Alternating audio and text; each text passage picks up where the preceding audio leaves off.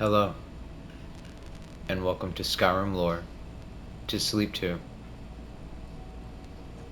Today's reading, Argonian Account, Book 4. Decimus Scotti was drowning, and he didn't think much of it. He couldn't move his arms or his legs to swim because of the paralysis spell the Argonian peasant had lobbed at him. But he wasn't quite sinking. The Cobra River was a crashing force of white water and currents that could carry along large rocks with ease, so Scotti tumbled, head over heels, spinning, bumping, bouncing along. He figured that soon enough he would be dead, and that would be better than being in Black Marsh. He wasn't too panicked about it at all when he felt his lungs fill with water and cold blackness fell upon him. For a while, for the first time in some time, Decimus Scotti felt peace, blessed darkness. And then pain came to him, and he felt himself coughing, spewing water up from his belly and his lungs. A voice said, "Oh bother, he's alive, ain't he now?" Scotti wasn't sure if that were true. Even when he opened his eyes and looked at the face above him, it was an Argonian, but unlike any he had seen anywhere. The face was thin and long, like a thick lance. The scales were ruby red, brilliant in the sunlight. It blinked at him, his eyelids opening and closing in vertical slits. "I don't suppose we should eat you, should we now?" The creature smiled, and Scotti could tell from its teeth that it was no idle suggestion. "Thank you," said Scotti weakly. He craned his head slightly to find out who the "we" were, and discovered he was on the muddy bank of the still, sludgy river, surrounded by a group of Argonians with similarly needle-like faces and a whole rainbow of scales, bright greens and gem-like purples, blues and oranges. "Can you tell me where? Am I near, well, anywhere?" The ruby-colored Argonian laughed. "No, you're in the middle of everywhere, and near nowhere." "Oh," said Scotti. He grasped the idea that space did not mean much in Black Marsh. "And what are you?" "We are Agassefs," the ruby-colored Argonian replied. "My name is Nomu." Scotti introduced himself. "I am a senior clerk in Lord Vennick's building commission in the Imperial City. My job was to come here and try to fix the problems with commerce, but I've lost my agenda, haven't met with any of my contacts, the Arcanes of Gideon. Pompous, assimilated slaver kleptocrats," a small lemon-colored Agassef murmured with some feeling. "And now I just want to go home." Nomu smiled, his long mouth arching up like a host happy to see an unwanted guest leave a party. "Shez will guide you." Shez, it seemed, was the bitter little yellow creature, and he was not at all pleased at the assignment. With surprising strength he hoisted Scotti up, and for a moment the clerk was reminded of Gomulus, dropping him into the bubbling muck that led the underground express. Instead, Shez shoved Scotti towards a tiny little raft, razor thin, that bobbed on the surface of the water. "This is how you travel?" "We don't have the broken wagons and dying horses of our brothers on the outside," Shez replied, rolling his tiny eyes. "We don't know better." The Argonian sat at the back of the craft and used his whip-like tail to propel and navigate the craft. They traveled quickly around the swirling pools of slime that stank of centuries of putrefaction, past pinnacled mountains that seemed sturdy but suddenly fell apart at the slightest ripple in the still water, under bridges that might have once been metal, but were now purely rust. Everything in Tamriel flows down to Black Marsh, Shez said. As they slid through the water, Shez explained to Scotti that the Agasefs were one of the many Argonian tribes that lived in the interior of the province, near the Hist, finding little in the outside world worth seeing. He was fortunate to have been found by them. The Nagas, the toad-like of the Patru, the winged Sarpa, would have killed him on the spot. There were other creatures too to be avoided, though there were few natural predators in the inner Black Marsh. The scavengers that rooted the garbage seldom shelled away from a living meal. Hackwings circled overhead, like the one Scotti had seen in the west. Shez fell silent and stopped the raft completely, waiting for something.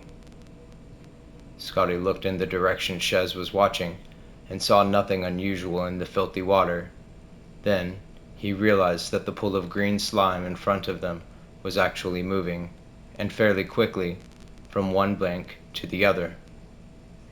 It deposited small bones behind it as it oozed up into the reeds, and disappeared.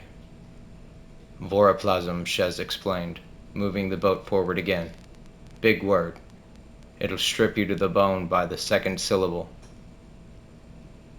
Scotti, desirous with distract from himself from the sights and smells that surrounded him, thought it was a good time to compliment his pilot on his excellent vocabulary. It was particularly impressive, given how far from civilization they were. The Argonians in the east did, in fact, speak so well.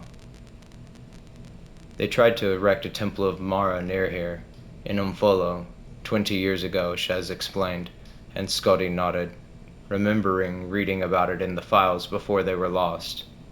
They all perished quite dreadfully of swamp rot in the first month, but they left behind some excellent books. Scotti was going to inquire further when he saw something so huge, so horrifying it made him stop, frozen. Half submerged in the water ahead was a mountain of spines, lying on 9-foot-long claws. White eyes stared blindly forward, and then suddenly the whole creature spasmed and lurched, the jaw of its mouth jutting out, exposing tusks clotted with gore. Swamp Leviathan, Shez whispered. Impressed. Very, very dangerous. Scotti gasped, wondering why the Agasef was so calm, and more, why he was continuing to steer the raft forward towards the beast. Of all the creatures in the world, the rats are sometimes the worst, said Shez, and Scotti noticed that the huge creature was only a husk. Its movement was from hundreds of rats that had burrowed into it, rapidly eating their way from the inside out, bursting from the skin in spots. They are indeed, Scotti said, and his mind went to the Black Marsh files, buried deep in the mud, and 4 decades of imperial work in Black Marsh. The two continued westward, through the heart of Black Marsh.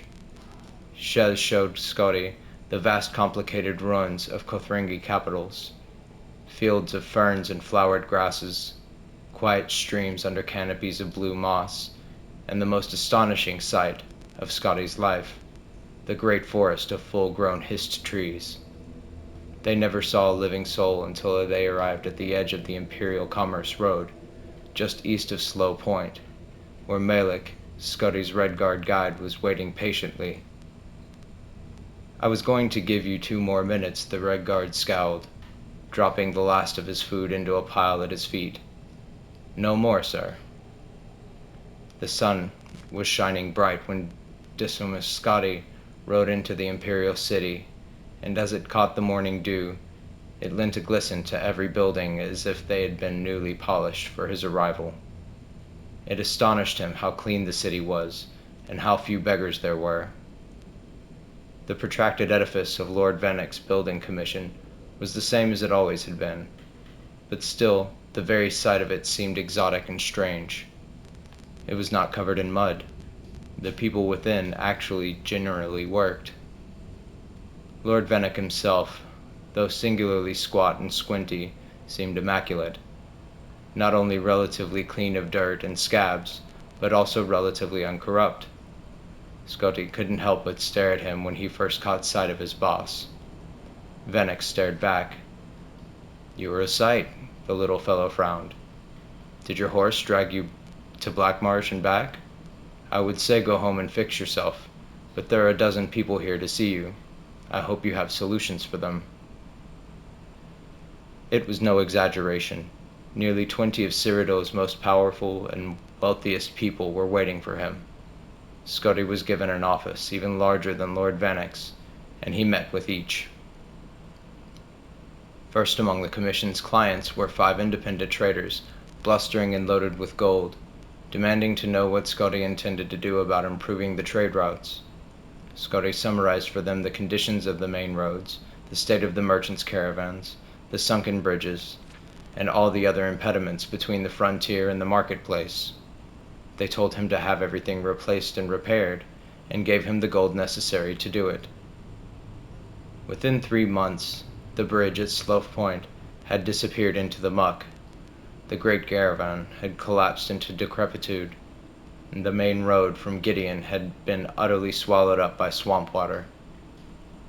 The Argonians began once again to use the old ways, their personal rafts, and sometimes the underground express, to transport the grain in small quantities. It took a third of the time, 2 weeks, to arrive in Cyrodiil, none of it rotten. The Archbishop of Mara was the next silent client Scotti met with, a kind-hearted man. Horrified by the tales of Argonian mothers selling their children into slavery, he pointedly asked Scotti if it were true. "Sadly, yes," Scotti replied, and the Archbishop showered him with septims, telling the clerk that food must be brought to the province to ease their suffering, and the schools must be improved so they could learn to help themselves. Within 5 months, the last book had been stolen from the deserted monastery in Umfolo. As the Arcanes went bankrupt, their slaves returned to his parents' tiny farms. The backwater Argonians found they could grow enough to feed their families provided they had enough hard workers in their enclave, and the buyer's market for slaves sharply declined. Ambassador Sixth, concerned about the rising crime in northern Black Marsh, brought with him the contributions of many other expatriate Argonians like himself. They wanted more imperial guards on the border at Slough Point, more magically lit lanterns posted along the main roads at regular intervals, more patrol stations, and more schools built to allow young Argonians to better themselves and not turn to crime. Within 6 months there were no more Nagas roaming the roads, as there were no more merchants traveling them to rob. The thugs returned to the fetid inner swamp, where they felt much happier, their constitutions enriched by the rot and pestilence that they loved. Sixth and his constituency were so pleased by the crime rate dropping, they brought even more gold to Decimus Scotti, telling him to keep up the good work. Black Marsh simply was, is, and always shall be unable to sustain a large-scale cash crop plantation economy. The Argonians, and anyone else, the world of Tamriel, could live in Black Marsh on subsistence farming, just raising what they needed. That was not sad, Scotti thought. That was hopeful. Scotti's solution to each of their dilemmas had been the same. 10% of the gold they gave him went to Lord Vannick's building commission. The rest Scotti kept for himself and did exactly nothing about the requests. Within a year, Tacomas Scotti had embezzled enough to retire very comfortably, and Black Marsh was better off than it had been in 40 years.